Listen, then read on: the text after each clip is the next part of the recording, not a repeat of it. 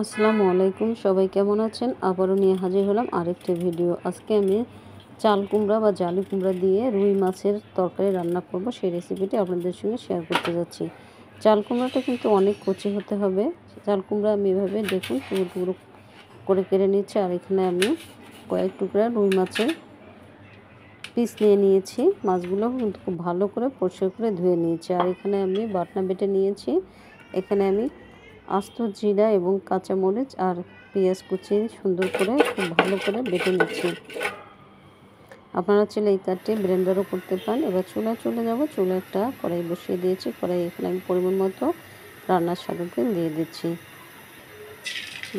আমি আগে থেকে বাটনা করে রাখা মরিচ পেঁয়াজ দিয়ে তেলের উপরে ভেজে নিচ্ছি। এবার আমি এর মধ্যে এক এক করে অ্যাড করে দিচ্ছি পরিমাণ মতো লবণ, অ্যাড করে দিচ্ছি হলুদের গুঁড়ো পরিমাণ মতো,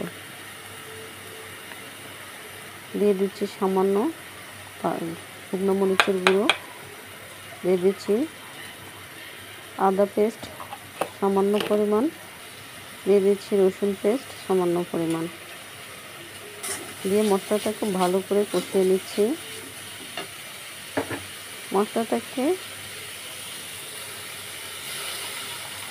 সামান্য একটু পানি দিয়ে আবার কষিয়ে নিচ্ছি।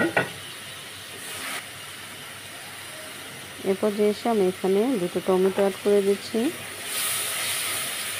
টমেটোটা মশলার সঙ্গে ভালো করে কষিয়ে দিচ্ছি। আমি দেশি হোমমেডটা ওয়েলকাম করছি বরাবরের মতো আরেকটি ভিডিও দেখার জন্য। আশা করছি আজকের ভিডিওটি আপনাদের কাছে ভালো লাগবে।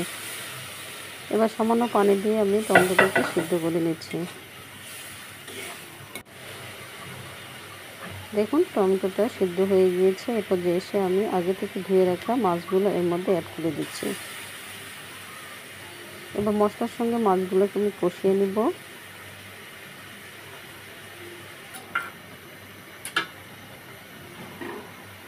নিয়ে ঢাকনা দিয়ে মাছটা হওয়া পর্যন্ত অপেক্ষা করছি। কিছুক্ষণ পর ফিরে আসলাম। দেখুন মাছের তরকারিটা একদম হয়ে গিয়েছে। এবার আমি মাছগুলোকে ট্রান্সফার করে নিব।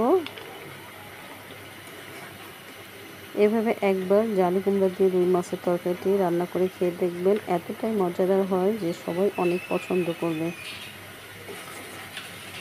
এবার যে মশলাটা আছে ওই মশলার মধ্যে আমি আগে থেকে কেটে রাখা চাল কুমড়া বা জালি কুমড়াগুলো এর মধ্যে অ্যাড করে দিচ্ছি।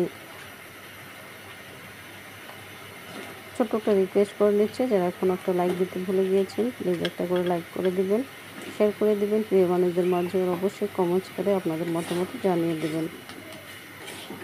এবার আমি মশলাটার সঙ্গে চাল কুমড়াটাকে খুব ভালো করে কষিয়ে নেব।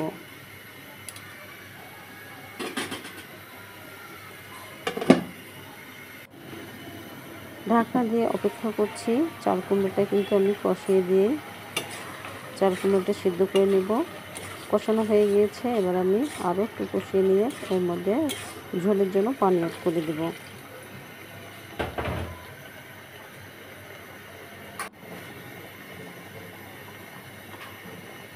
দেখুন আমি পানি অ্যাড করে দিয়েছি এবং এর মধ্যে মাছগুলোও দিয়ে দিয়েছি। এটা স্কিপ হয়ে গিয়েছে। এবার এর মধ্যে অ্যাড করে দিচ্ছি আস্ত কাঁচামরিচ ফালি কয়েক টুকরো, দিয়ে দিব। এবার আমি এর মধ্যে ধনেপাতা কুচি,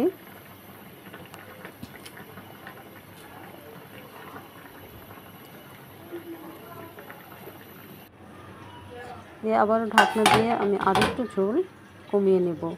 তৈরি হয়ে গিয়েছে কিন্তু চাল কুমড়ো দিয়ে মজাদার রুই মাছের এই তরকারিটি। গরম গরম সাদা ভাতের সাথে কিন্তু একটি তরকারি হলে অন্য কোনো তরকারির প্রয়োজন নেই। আমি এবার একটা সার্ভিং ডিশে নামিয়ে নিচ্ছি। যারা নতুন এসেছেন আমার চ্যানেলে প্লিজ একটি করে সাবস্ক্রাইব করে দিয়ে আমার পরিবারের সদস্য হওয়ার অনুরোধ করছি। যারা অলরেডি এই কাজটি করে ফেলেছেন তাদেরকে আমি জানাচ্ছি অসংখ্য অসংখ্য ধন্যবাদ। আজ এখানেই শেষ করব। সে পর্যন্ত আপনাদের সবাই সুস্বাস্থ্য কামনা করছি। আপনারা সবাই ভালো থাকবেন, সুস্থ